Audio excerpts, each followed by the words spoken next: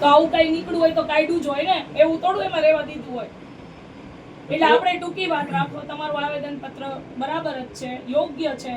આ કોલેજની પ્રોસિજરિયલમાં આપણે એમને કડક પગલાં પણ લેશું, એ બધું જ કરશું. પણ હું તમને આ કેમ્પસની બહાર કોઈ બહાર નીકળીને શું કરે એની હું કોઈ ગેરંટી તને ન આપી શકું. તમારે રાત્રે પછી તમારી જવાબદારી નહીં કોઈ પણ વિદ્યાર્થી કોઈ કોલેજની હોય એવું મને કે તું મને પૂછે છો. તમને પૂછું છું કે તમારા વિદ્યાર્થી છે તમારા કેમ્પસ બેટા જો હું એને જે પેલી કોકને મારી લે છે પણ એ બહાર શું કરે એની હું થોડી જવાબદારી લઉં. તમે જવાબદારી નહીં લ્યો ને બહારની નો લઉં. તો બહાર જે કરશે તો બહાર તમારું નથી લાગતું ના બેટા, પણ તોય અમે ધ્યાન રાખીએ છીએ ને જઈએ છીએ.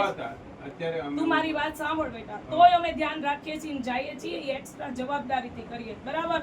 પણ કોઈ છોકરો અત્યારે આમાંથી કોઈ પણ છે એ બહાર કઈ કરે તો થોડું મારી જવાબદારી છે. તમારી જે કેમ્પસના જે વિદ્યાર્થીઓની આ સર્કલ ઉપર બે છે, પણ મારી બે- વાત સાંભળો, તમે ખાલી મારી વાત સાંભળો.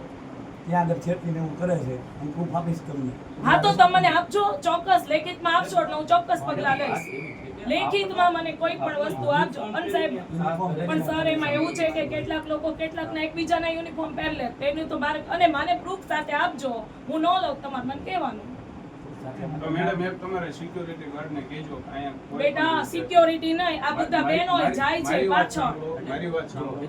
કે અહીંયા અમારી ગાડીઓ પડી હોય, અમે ક્યારેક આયા હોય તો અહીંના સિક્યોરિટી ગાર્ડનું એવું કેવું છે કે આ સહજાનંદનું છે. કયું? આ